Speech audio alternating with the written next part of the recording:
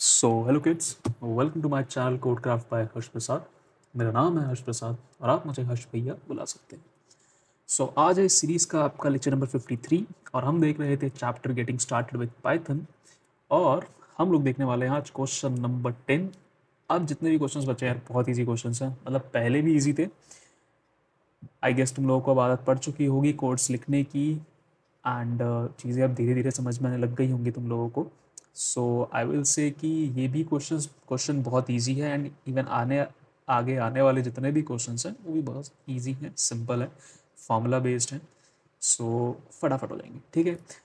Let's see इसमें क्या है। इट सेज कि write a Python program to convert temperature in degree Celsius to degree Fahrenheit. Okay.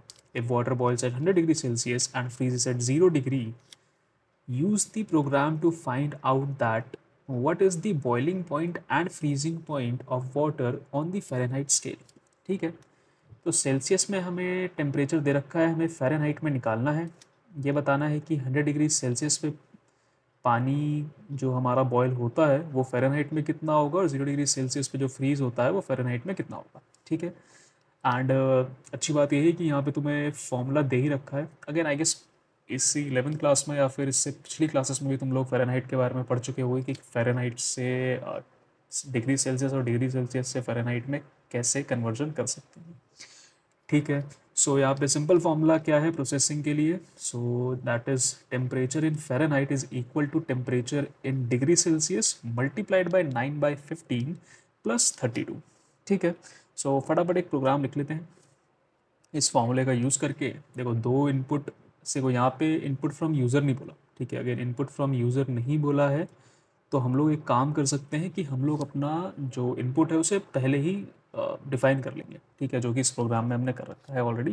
Programme start convert Celsius to Fahrenheit. Okay, ये हमारा programme है। Formula हम लोग क्या यूज़ करने वाले हैं, अगेन जो पीछे दिया था, that is F is equal to C into 9/15 plus 3/2। ठीक है। एंड केस 1 हमारा कहता है boiling point of water in Celsius. तो हमने डिफाइन किया यहाँ पे एक variable that is Celsius 1 equal to 100, जिसकी ऑलरेडी वैल्यू 100 है। फ़ारेनहाइट 1 एक वेरिएबल डिफाइन किया और उसमें हम लोग एक प्रोसेस, हमारा जो कैलकुलेशन है उसे स्टोर करवा रहे हैं। और ये कैलकुलेशन इज़ नथिंग बट जो सेल्सियस पीछे हमने डिफाइन किया उसे मल्टीप्लाई किया 9/15 से प्लस 32। अच्छा देखो, यहाँ पे एक चीज़ याद रखना, ये मल्टीप्लिकेशन और डिवीजन की जो प्रेसिडेंस है, हमने पीछे जो प्रेसिडेंस पढ़ी होगी, ठीक है, स्पेलिंग पे मत जाना, प्रेसिडेंस या प्रेसिडेंस बोलते हैं, ठीक है। तो उसमें क्या है कि मल्टीप्लिकेशन डिवीजन जो है वो आपके सेम लेवल में आते हैं, ठीक है। तो यहाँ पे जो है, अगेन यहाँ पे प्लस की वैल्यू आ गई है और ये जो डिवीज़न है ये अपने आप में ही बिल्कुल सिंप्लीफाइड है, तो हमें यहाँ पे ब्रैकेट्स लगाने की ज़रूरत नहीं है, ठीक है।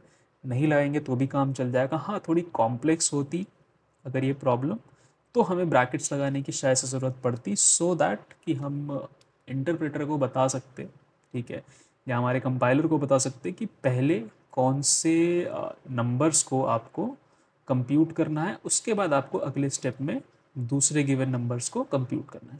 ठीक है, कोई डाउट अभी तक? अगेन कुछ चीज़ें यहाँ पे क्लियर करते हुए चलना चाहता हूँ मैं, सो दैट तुम्हें आगे आने वाले क्वेश्चंस में दिक्कत ना हो, ठीक है। और तुम्हें बार बार याद दिलाते रहूँ कि जब भी ऐसे क्वेश्चन सॉल्व करो सो थोड़ा सा लॉजिक लगा के रखो। क्यों? क्योंकि कभी कभार सिली मिस्टेक्स हो जाती हैं और आंसर गलत हो जाता है, ठीक है। आगे चलते हैं। आगे जो है आपका, यहाँ पे हमने सेल्सियस, वो यहाँ पे हमारा सेल्सियस इनपुट लेके कैलकुलेट कर लेगा, उसे फ़ारेनहाइट 1 में स्टोर करा देगा। एंड यहाँ पे एक ब्रैकेट नहीं लगा, ब्रैकेट लगा देते हैं। Boiling point of water in Fahrenheit, ठीक है, this will be your string. ये स्ट्रिंग प्रिंट होगी और यहाँ पे जो आपका फ़ारेनहाइट वेरिएबल है वो स्ट्रिंग के साथ प्रिंट हो जाएगा और आपको एक आउटपुट मिल जाएगा। केस 2 है आपका, यहाँ पे हम फ्रीजिंग पॉइंट ऑफ वाटर देखेंगे। यहाँ सेल्सियस 2 लिया हमने, उसमें 0 डाल दिया। सिमिलरली फॉर्मूला जो हमारा ऑलरेडी डिफाइंड है वहाँ पे सेल्सियस 2 डाल दिया इस बार सेल्सियस 1 की जगह। एंड सेम प्रिंट लेंगे, print freezing point of water in Fahrenheit, Fahrenheit 2। तो कुछ नहीं किया, इनपुट लिया, फॉर्मूले में डाला, पुट इनटू द फॉर्मूला,